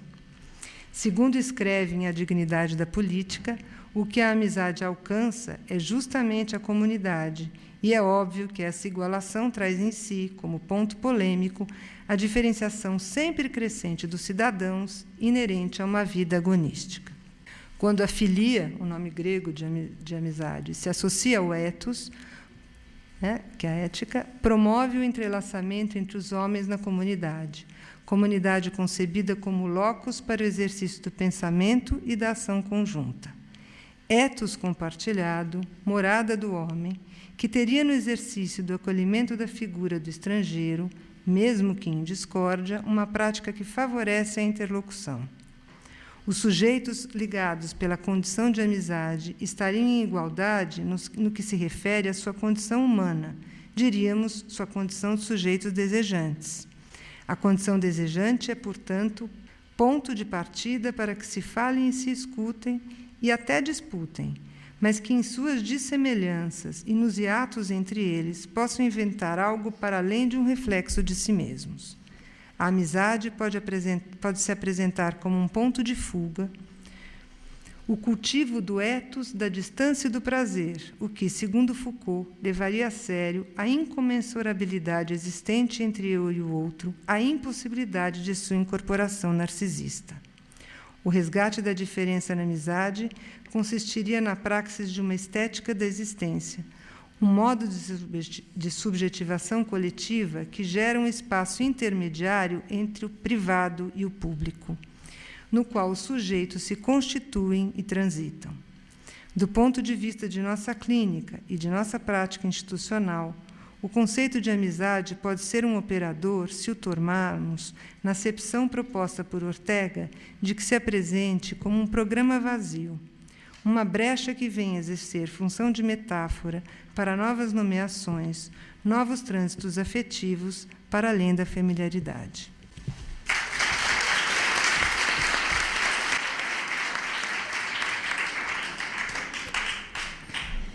Está aberto o debate. É muito difícil fazer perguntas depois dessas falas. Acho que Eu só queria parabenizar, queria falar para a Mara que eu achei muito precioso o seu trabalho. A gente faz parte de um grupo de discussão e a questão do Édipo é sempre um enigma. Eu acho que você fez uma construção preciosa, né, disso que a gente tem discutido e não tem concluído nada, né? Eu acho que você encaminhou super bem a questão. Acho que é super importante colocar em xeque um conceito tão central para a psicanálise, né? E pensar o que isso tem de intercorrência na clínica. Eu acho que todo o desenvolvimento da Lucia sobre a depressão é super importante. A gente sempre tem uma questão, quando trabalha com a melancolia e com as depressões, com o conceito de neurose narcísica, né, no Freud, como é que se diferenciam certos quadros, né, na neurose, ou se a depressão pode ser pensada como uma estrutura particular, né? Eu acho que você toca nisso. E acho que a questão das instituições é parte da história do nosso departamento de psicanálise, né, Tish? Eu acho que esse curso começou com a questão institucional, acho super importante se retomar, né? Acho que a questão da amizade é uma questão forte dentro do contexto da contemporaneidade, né? A ideia da solidariedade e da amizade tem sido pensada como uma possibilidade de saída para a violência, né? Então, só queria fazer um comentário. Não tem uma questão, mas queria agradecer as falas. Bom, eu fiquei curioso aqui sobre o conceito de concepção performática. Queria que você pudesse falar um pouquinho mais sobre isso. Não sei se é exatamente um conceito, né? Mas essa ideia de... Então, eu acho que trazer o pensamento, ou trazer um trecho, né, do pensamento da Judith Butler, como do Lanterri Lorrat, foi no intuito de pensar mesmo, colocar em questão esse conceito tão central, tão fundamental. E esses autores eles trazem uma advertência importante no sentido de refletir sobre uma prática normalizadora, né, que acho que essa é a grande questão que eu quero levantar. Né, que a gente possa fazer uma discussão política sobre a clínica que a gente pratica. Né? E a Judith Butler, ela pensa o sexo e o gênero como decorrentes de normas regulatórias, né, que nos apontam certos caminhos, né, nos fazem nos identificarmos com certas posições e recusarmos outras. Né? Então, as normas regulatórias, acho que é daí que ela vai depois constituir a noção, né, do performático. Né? Essas normas regulatórias elas funcionam construindo certos objetos sexuais, certas condutas sexuais como viáveis socialmente e constituindo abjetos, que seriam práticas sexuais inviáveis, né, socialmente, ininteligíveis socialmente. Então, a tese dela é de que o imperativo heterossexual ele exige que os sujeitos neguem peremptoriamente certos abjetos, certos fantasmas normativos. E a heterossexualidade se constituiria sobre esses recusados e sobre essas práticas negadas, sobre esse campo de repúdio, né, que passa a ser constitutivo do sujeito. Né? Então, para ela, o Édipo não é apenas um conceito que diz respeito a uma parte da verdade das relações humanas. É um dispositivo normativo que vem construir um manancial preciosíssimo que é a sexualidade perverso polimorfa infantil, a partir de posições que são a bissexualidade, a homossexualidade, né? Constrói essas posições para depois, em cima dessas posições, regular aquilo que seria a matriz heterossexual compulsória, no sentido de recalcar a bissexualidade e a homossexualidade. Então, o argumento dela é de que essas posições, a bissexualidade e a homossexualidade, não seriam predisposições, não seriam posições primárias da sexualidade, seriam posições ativamente construídas para serem reguladas no sentido dessas práticas excludentes. E tudo isso constitui o campo do performático, né, que teria a ver com aquilo que responde pela genealogia dessas experiências humanas, né, que, compondo com o conceito, vamos dizer assim, epistemológico, daria nesse conjunto que pretende ser a obra dela, né? Bom, eu achei excepcional essa mesa, né? Trabalhos, achei os 3 trabalhos muito interessantes, de alto nível. Fiquei pensando também que, considerando o ciclo como um todo, talvez essa mesa seja que tenha tocado mais extensivamente na questão da psicopatologia, não é? Porque a Mara partiu do Édipo, acabou entrando na crítica do Lanthéry-Lorrat à perversão, a Luciana da depressão, a Tish da psicose, e o que é muito interessante, eu não antevia o que aconteceu, mas eu fiquei pensando que o elemento central da mesa, todas as falas se centraram sobre o sujeito inserido no meio, qual é o papel do outro, da cultura, né, seja do grupo, da amizade, seja da massa, das determinações da cultura contemporânea, seja da lei, né, nas determinações psicopatológicas. O trabalho da Mara, particularmente, veio de encontro a algumas preocupações que eu venho tendo, teóricas, né, mais recentes, né, Mara? Eu acho que é um alento. Tem se pensado muito sobre o problema da psicopatologia na contemporaneidade em relação à mudança dos paradigmas, da lei, dos papéis, tudo isso, né? E até já tive a oportunidade de falar num outro debate aqui, que eu percebo, às vezes, uma atitude um pouco desesperada dos psicanalistas, né, diante do que seria a morte da lei, a morte da cultura, né? E eu até brinquei que o perigoso é que a gente mantenha a psicanálise no lugar certo, a psicanálise como certa e a cultura como errada, né? A teoria continua certa, a cultura continua errada, de maneira que, quando você coloca claramente a metapsicologia como situada não apenas nos fundamentos intrínsecos e internos à lógica analítica, né, mas seja ingenuamente ou propositalmente, seja inconscientemente ou conscientemente colocada dessa forma, autocentrada, mas como você desconstrói, colocando a metapsicologia como fundamentada, sim, em coisas que lhes são externas, alheias e a determinam, né, eu acho que esse é um alento que a gente tem para o progresso da teoria psicanalítica, que deve progredir, né, rumo a essa ampliação e aprofundamento da sua fundamentação epistemológica. Né? Então, a maneira como você situou o Édipo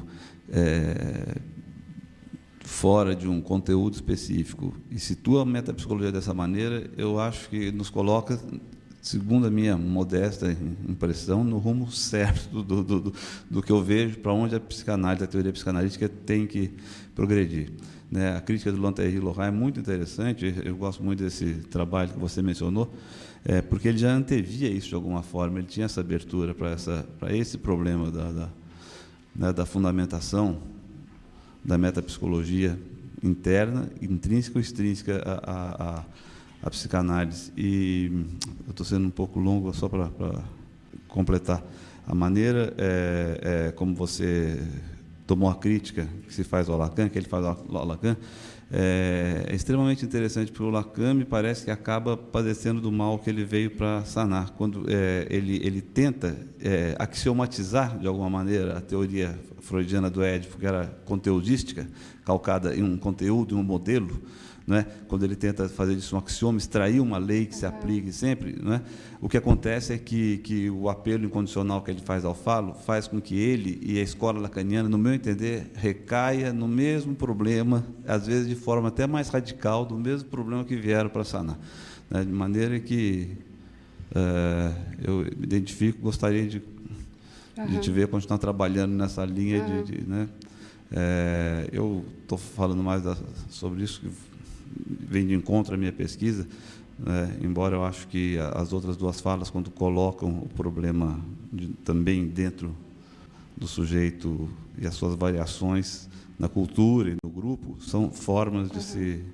Por essas razões, eu acho que essa mesa tem uma abertura epistemológica na mesa, nas três falas, que necessária, que isso se reflita, eu acho. Tomara que isso se reflita na nossa prática como um grupo, como uma instituição, que é só isso. Não sei se vocês querem comentar, gostaria de ouvir alguma coisa.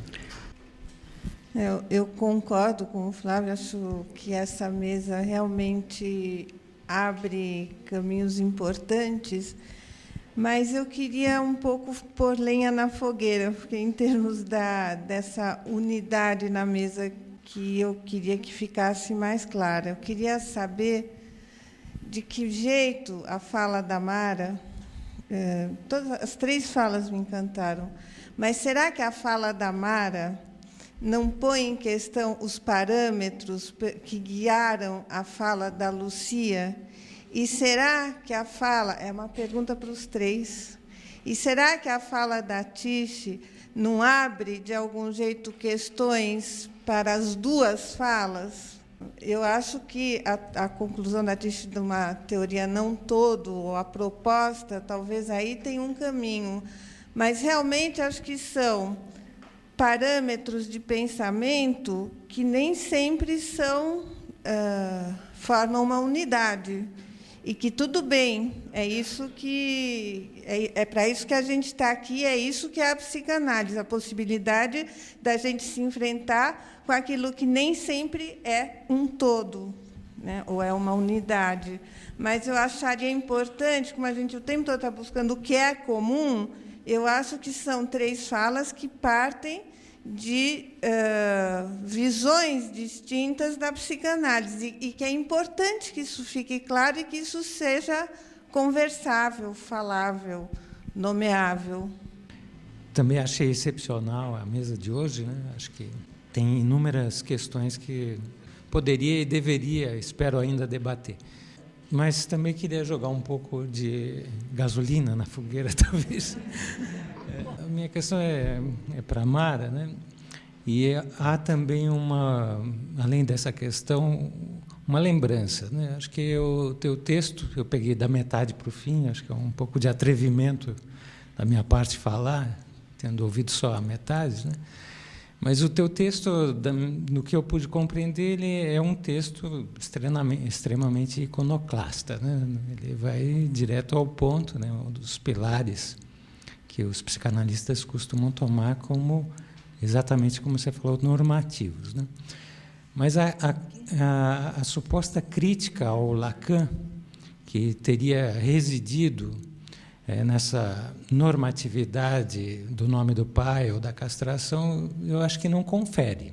Aqui pensando na teoria dos nós lacaniana, né, que é uma teoria que, de algum modo, descentra da concepção de sujeito, né, justamente essa noção de nome do pai. Então, é importante a gente lembrar que há aí também, dentro da psicanálise, né, recursos teóricos que, recolocam em questão essa dita centralidade, né, do complexo de Édipo, né? Isso seria importante lembrar, né? A minha questão é, além disso, né, acho que o teu trabalho de genealogia dos conceitos é extremamente importante, essa reflexão antinormativa no interior da psicanálise é extremamente importante. A minha questão é se a complexificação dos conceitos, né, ela é o recurso, e talvez o recurso mais importante, né, a ser pensado na problemática da normatividade da psicanálise, né. Na minha opinião, é possível observar que, independentemente da complexidade das teorias, há um uso normativo das teorias que é completamente paralelo, né? Então, não basta, né, que a gente faça a genealogia dos conceitos, a desconstrução dos conceitos, para que, de repente, a gente chegue a uma espécie de eldorado epistemológico capaz de nos libertar do moralismo implícito, né? É um pouco isso que eu gostaria de colocar enquanto questão a respeito da posição da Butler, né? Se a performance, né, e a afirmação de sexualidades alternativas enquanto normais, né, ela não acarreta sexualidades abjetas do mesmo modo. Acho que é importante que, quando a gente muda de conceito, a gente pense nos preços que a gente está pagando também por eles, né? Que a Miriam trouxe, esse conceito de instituição não toda foi um conceito que eu achei num autor, acho que é belga, Alexandre Stevens. Ele trabalha numa instituição para crianças psicóticas chamada Le Courtille. E eu achei muito interessante, porque vem mesmo da questão da sexuação feminina no Lacan, onde ele aponta algo que é para além do fálico e aquém do fálico. Então, nesse sentido, não é que não leve em conta o fálico, mas coloca o fálico como aquilo que não recobre tudo, nem a própria sexuação. Então, nesse sentido, essa alusão a essa formulação para pensar uma instituição não toda, acho que ajuda muito, não só na clínica institucional, mas, inclusive, na coexistência, na convivência institucional. Quer dizer, como que você vai fazendo cortes entre os vários dispositivos institucionais para chamar a fala, para chamar as figurações, não precisa ser só a fala, mas todas as formas de figuração que podem dar movimento ao desejo. É um pouco por aí, quer dizer, para sair da ideia de que os grupos necessariamente só trabalham com o nível das identificações. É claro que a identificação está colocada e é claro que o elo se faz por aí, mas tem outras coisas que acontecem nos grupos e tem que se guardar, né, a possibilidade de distância entre os vários elementos num grupo, os vazios num grupo, para que isso produza. É por isso que eu acho interessante esse conceito. Penso que várias pessoas assim enfatizaram a sequência dos trabalhos e um pouco como se fosse o perfil do ciclo.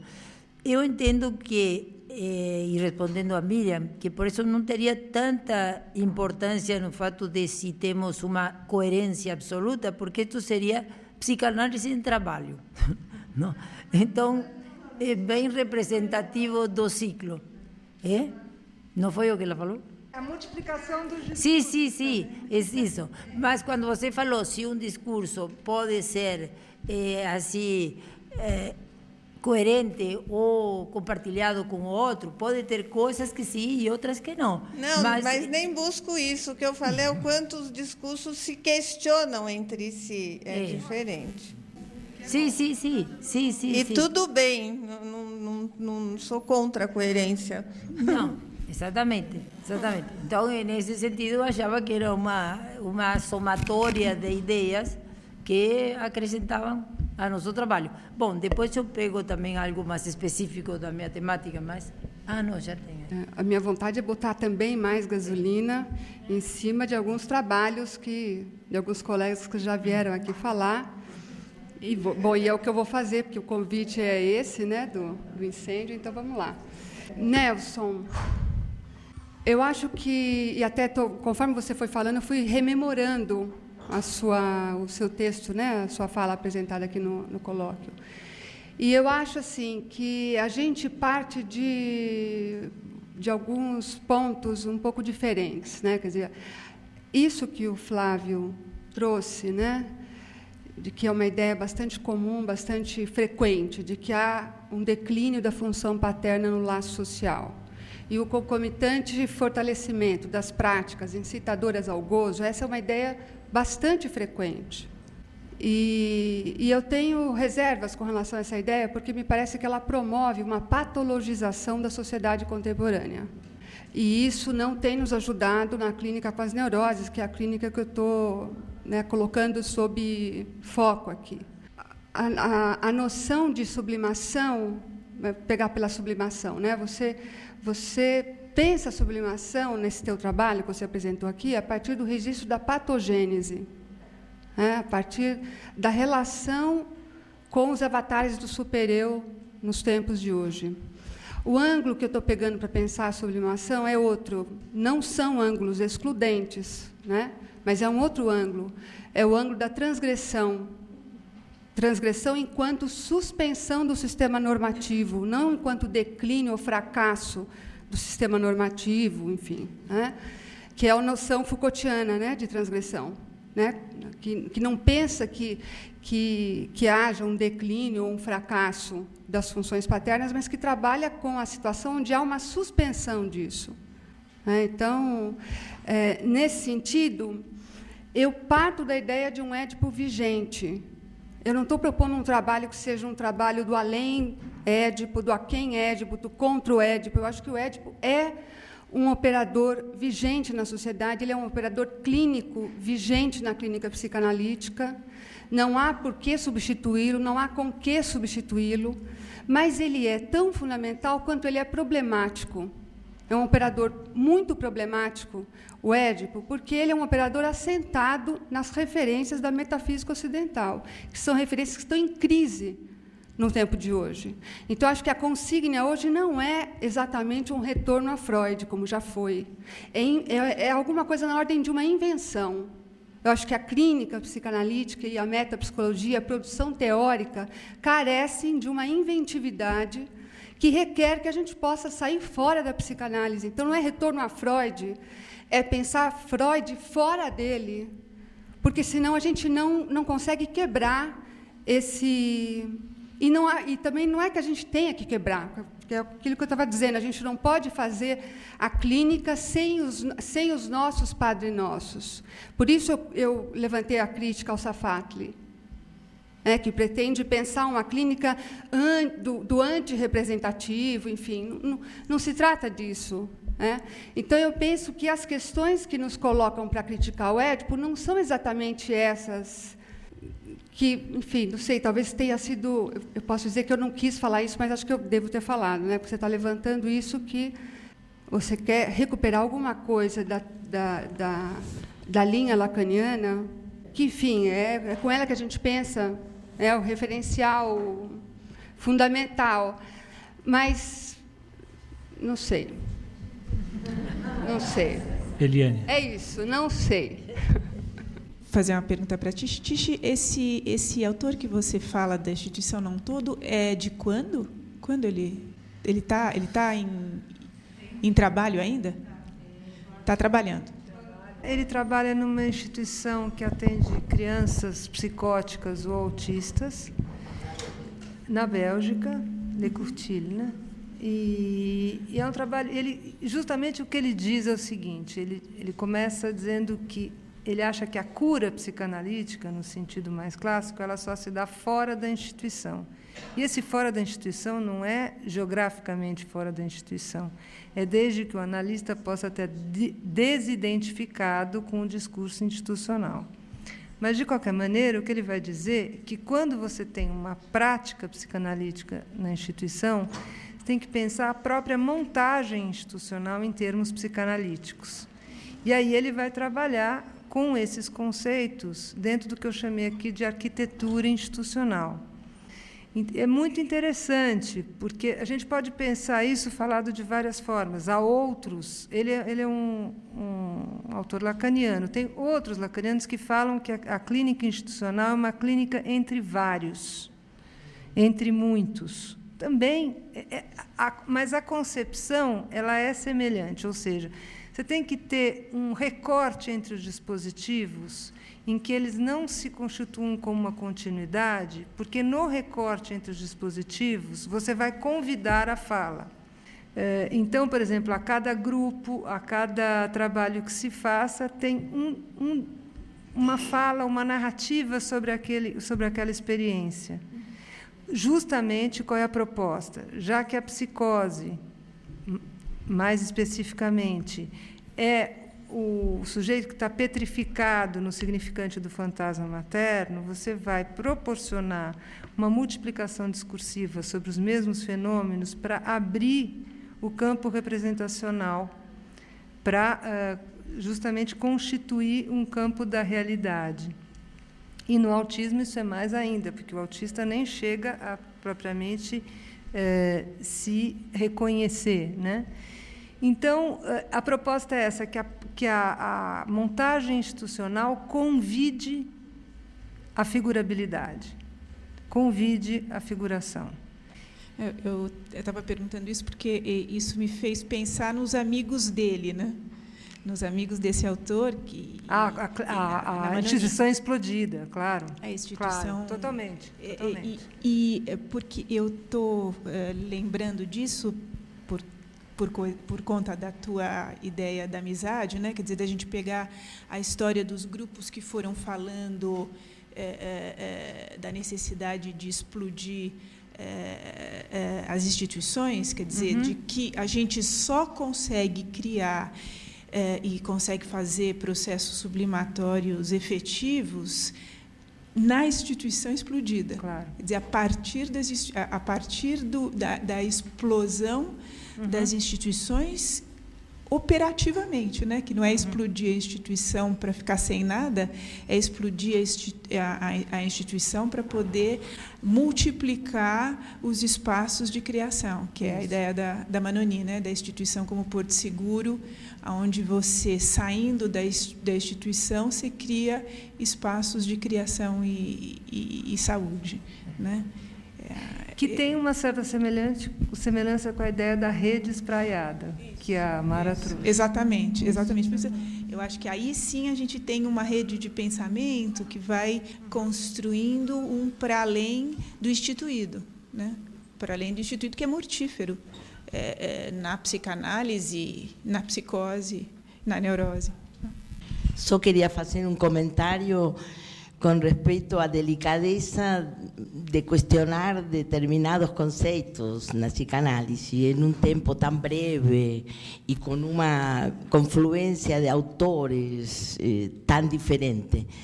Então, vou pegar só um pedacinho último que a Mara falou, que hoje se fala muito, e eu fui uma das que falei do excesso do gozo na sociedade contemporânea, mas não está relacionado com esse pensamento lacaniano com a função paterna, que Lacan já morreu nos complexos familiares em 1936. Em 64, Lacan já ia dar um seminário que se ia chamar Os Nomes do Pai, e no final, depois dos anos 70, não existe mais nome do pai. Não existe mais. É só questão de ir a estudar direitinho. E eu queria ler o Safatli, porque se Safatli, na frase que você falou, que existe o irrepresentável, eu assino embaixo, mas um significante representa um sujeito para outro significante. Quer dizer, ele falou o irrepresentável em que contexto teórico? Então, eu acho que o Édipo, Lacan, você começou seu trabalho muito bem, dizendo que Lacan questiona entre o ano 67, seminário 17, onde ele questiona, e os anos 70, você falou, mas o que ele questiona e derruba, aí nesses seminários, é o mito de Édipo. Ele se confronta com Freud, dizendo que ele não concorda com o mito de Sófocles. E aqui no nosso curso, quando a gente dá Édipo, a gente dá complexo de Édipo e complexo de castração, que são duas coisas diferentes no próprio Freud. Então, a psicanálise, eu acho que não está em crise. Eu acho que a psicanálise tem muitos operadores ainda para trabalhar com o sofrimento humano, e acho bem-vindos os aportes de outras ciências, de outras disciplinas, de outras leituras sobre o ser humano, mas acho que a psicanálise já tem muito, ainda tem muito para dizer. Agradecer a oportunidade da gente discutir tão vivamente, assim, que é uma delícia, realmente. Aí é a psicanálise em trabalho. E eu queria fazer um pequeno comentário, Mara. Quando você falou, não se trata de um retorno ao Freud, não se trata mesmo. Quando você terminou a tua fala, eu falei, nossa, que interessante, quão freudiana essa fala. Porque acontece que o Freud pensou a psicanálise a partir de muitas referências, né? E você citou o Birman, e eu lembrei que o Birman, aqui mesmo no SEDES, uma vez, falou que talvez o maior legado do Freud fosse a forma de pensar que ele transmitiu para a gente. E, nesse sentido, você foi completamente... A mesa é completamente freudiana. Não? Você deu uma volta, mas você pensou metapsicologicamente na metapsicologia do Freud. Muito interessante nesse sentido, aliás, os trabalhos todos. Então, só queria te dizer, quando você terminou a fala, não se trata de um retorno a Freud, se trata de uma ampliação, de uma reverberação de uma forma de pensar, eu acho. Nesse sentido, maravilhoso mesmo. Parabéns à mesa, lindos trabalhos. É uma pequena provocação. Não acho que você tenha saído do Freud. Não, legal, Cida. De alguma maneira, trazendo isso a respeito da consigna do retorno a Freud, eu estou pensando que, talvez, no momento, essa inventividade que está sendo requerida, né, pela clínica, ela implica uma mudança na nossa transferência com a palavra do Freud. Então, retorno a Freud, na verdade, indica não só esse enunciado retorno a Freud, eu acho que a gente está muito dentro do Lacan o tempo inteiro, né? Esse enunciado, né, do retorno a Freud, hoje, fala de uma transferência nossa com a palavra dele. E essa transferência, me parece, requer uma transformação, uma modificação, um questionamento, enfim, para que a gente possa inventar o Freud de fora dele, como diz a Tish, não de fora da instituição, geograficamente, né? Quer dizer, recuperando a sua fala, é dentro do Freud, mas desde fora. Então, acho que esse é o jogo que estamos construindo juntas aqui. Estamos construindo junto esse pensamento, né? Vou seguir a carona da sua fala, porque eu me senti muito impactada quando terminou, porque em todos os outros ciclos eu tinha um monte de coisa para falar, e nesse eu tinha um monte de silêncio para pensar. Então, eu achei interessante. E eu, te ouvindo agora, Mara, me lembrei quando o Rodrigues veio aqui ao SEDES lançar o primeiro volume, né, da biografia que ele escreveu sobre o Freud. E ele disse o seguinte, mais ou menos, que mais dia, menos dia, os analistas têm que se haver com analisar sua transferência com Freud, né, terminar isso, deixar isso para trás, e, de vez em quando, irem fazendo análise. Né, assim, que ser analista, né, é alguma coisa também para se deixar para trás. Então, nesse sentido, eu hoje acho que entendi o sentido do nome do ciclo, né, de uma psicanálise em trabalho, e onde este trabalho passa também por fazer a análise da transferência e dos mitos da nossa própria instituição, como instituição com seus mitos de origem. Né? Então, eu estava pensando que eu fiquei muito surpreendida de que, de repente, com as mais variadas inflexões, tem 3 textos discutidos hoje, onde Lacan é uma referência integrada, banal, que não causa mais problemas, assim, faz parte, né? Assim, Freud, Lacan, estamos nós. Que interessante, não era aquela instituição que há não sei quantos anos atrás tinha uma dificuldade grande para integrar o Lacan? Está aí. Né? E, nisso, eu fiquei pensando que é importante a gente lembrar da psicanálise como uma instituição não toda, né? E da construção da teoria de cada teórico como um sistema não todo também. Né? Porque eu fico pensando, o que é dar o seminário das pulsões, que é o que me toca dar esse ano, e falar assim, pessoal, na década de 20, isso aqui vai mudar tudo, né? E continua valendo. Né? Porque não é vamos pegar e começar na década de 20, porque ele melhorou tudo que veio antes. Não, entra por aqui, vem por ali, tem um buraco aqui no meio, né? Você está vindo, falando das 4 elementos da pulsão, e, de repente, pinta o sadomasoquismo, você fala, acho que perdi umas páginas do texto. Né? Essa ideia de que a gente pode conviver com uma teoria que seja um andaime, que às vezes falta uma tábua, eu acho que a gente precisava resgatar. Uma teoria, uma instituição, né? Talvez, ultimamente, a gente tenha se pensado como uma instituição que tem que ser toda tão né, resolvida com tantos regulamentos, com tantas coisas que a gente vai consolidando, e talvez realmente da psicanálise, incluindo nós como departamento, tudo isso tenha seus buracos a serem conservados, né, preservados, cultivados, né, deixados em aberto, né. Então, gostei muito das falas, acho que elas são muito diferentes. Agora, tem uma coisa que nas três está presente, né, e está presente de uma forma que eu não acho que é de coerência, mas de princípios, né. Uma preocupação com o político, né, que eu acho que é muito importante que a gente não deixe passar em branco isso, e um político que pode ser informado e transformado desde a clínica, né. Então, nesse sentido, me sinto trabalhando psicanálise junto, né? Obrigada. Pensando um pouco sobre a questão da Cristina, eu acho que a pergunta que o Lacan se fez no seminário 17, ele não respondeu à altura da questão que ele formulou. Sim, então é nesse sentido de que os nomes do pai foram uma resposta ou uma tentativa do Lacan de responder a uma pergunta que ele mesmo se colocou e que me parece que está em aberto. Está em aberto. A mí o que me pareció interesante, coincido con las últimas cosas que se dijeron, especialmente respecto da valorização das falas de hoje.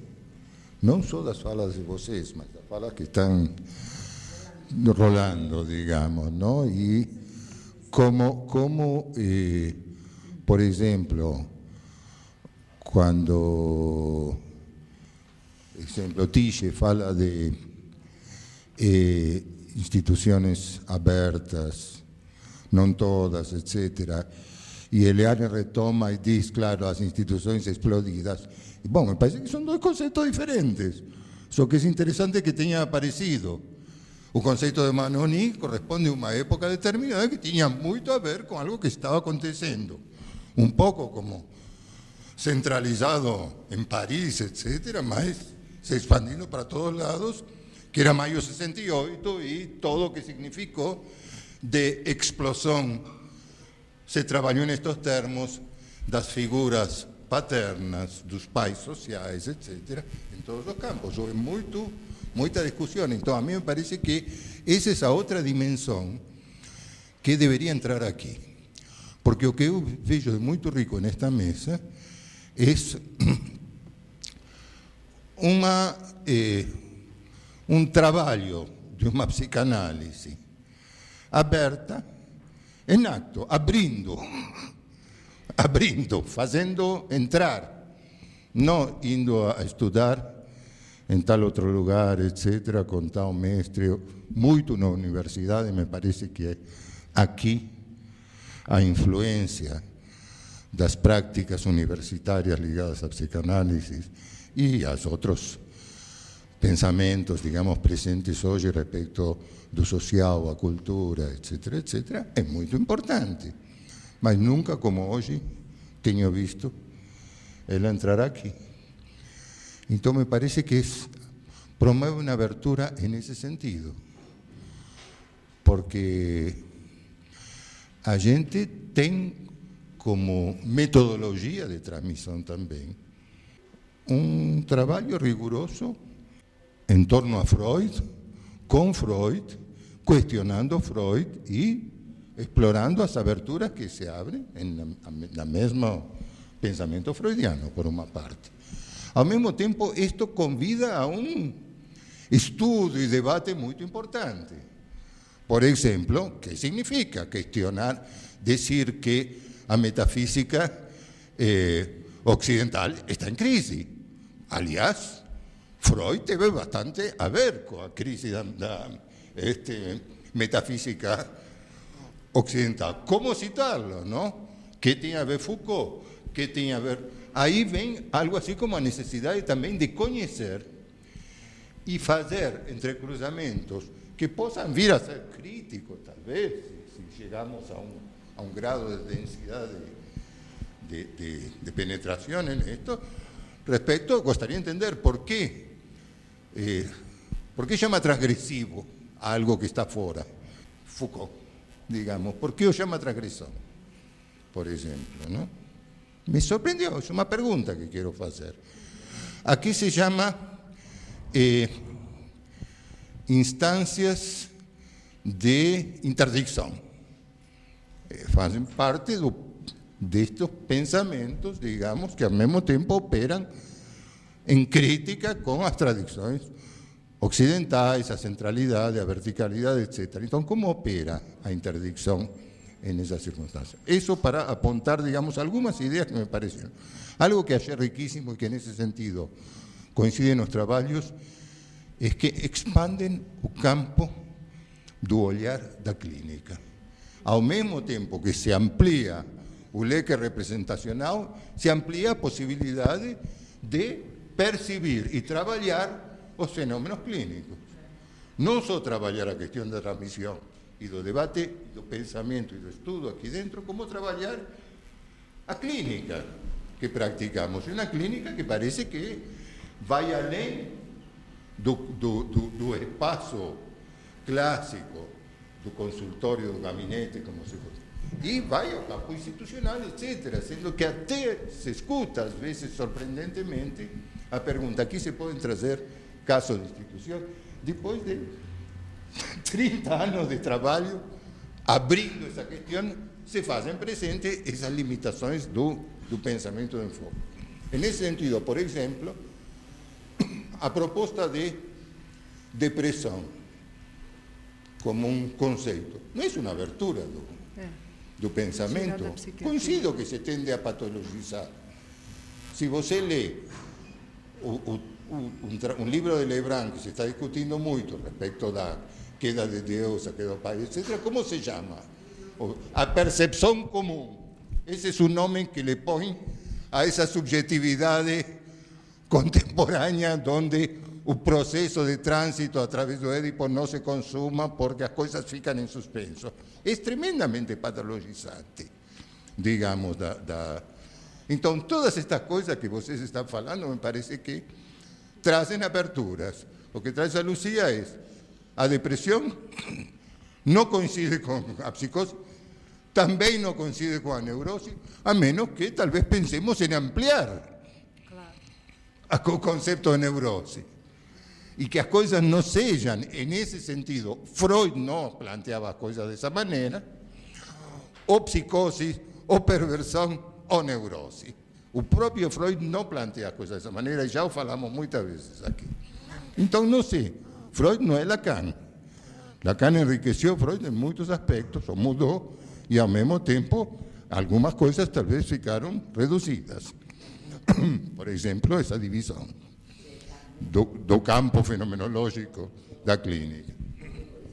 Bom, só isso, me pareceu muito interessante, abre um monte de questões e tomara que continue, como se diz aqui, veremos como. Bom, em função da hora, eu não vou esticar muito mais a conversa, mas estou concordando com todos os aportes feitos por vocês e pensando realmente, retomando algo do que a Fátima disse, de que a teoria circula. De alguma forma, digamos, nós juntamos com o comprometimento na clínica, tentando ver o que nos esclarece mais neste compromisso do atendimento clínico. E por isso, quando você falava por que circulam nomes como Lacan e outros, sem ter que exigir uma filiação, como dizendo, bom, se você fala nisso, você tomou uma posição teórica. Não necessariamente, você circula e se enriquece com diversos aportes teóricos. Bom, rapidinho, então, em cima do que o Mário falou, o conceito de transgressão, nesse viés, ele é diferente, por exemplo, do ato perverso. O ato perverso ele vai contra a interdição, a lei instituída, a norma, enfim, o que seja. A diferença entre o ato perverso e a transgressão, nesse sentido do Foucault, é que a transgressão não responde a um campo das interdições, ao campo das normas instituídas. A transgressão, ela se dá e ela provoca a suspensão do sistema normativo. Então, ela não vai contra nem a favor. Ela trabalha a suspensão. E, na verdade, a clínica psicanalítica de acordo com os seus fundamentos, se ajusta mais a essa noção de uma prática, ou deveria ser uma prática mais transgressiva, que trabalha na linha da desidentificação, da suspensão dos sistemas normativos, para que a gente possa inventar outras maneiras de se erotizar, de erotizar o mundo, de outras formas de subjetivação.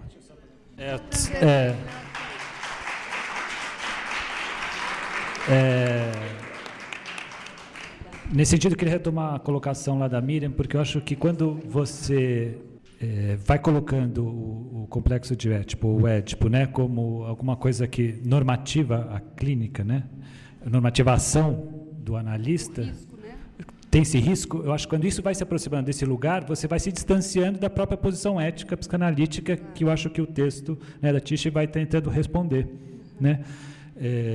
Então ele só se aproxima desse lugar normativo na medida que você se distancia da própria ética. Só né? lembrando esse texto do... Só um minutinho. Só lembrando o texto do Joel, que eu acabei lendo, que estava circulando, que eu citei ele vai dizer, a posição freudiana é que a psicanálise não é uma instituição, a psicanálise é um movimento. Então, tudo depende de como que a gente toma esses conceitos, né? Então, acho que deixemos isso em aberto. Quer dizer, a psicanálise é um movimento, o conceito mais fundamental da psicanálise é o da pulsão, que é de movimento, e é por isso que eu acho que é interessante pensar a transgressão como um movimento sublimatório e como uma possibilidade da psicanálise.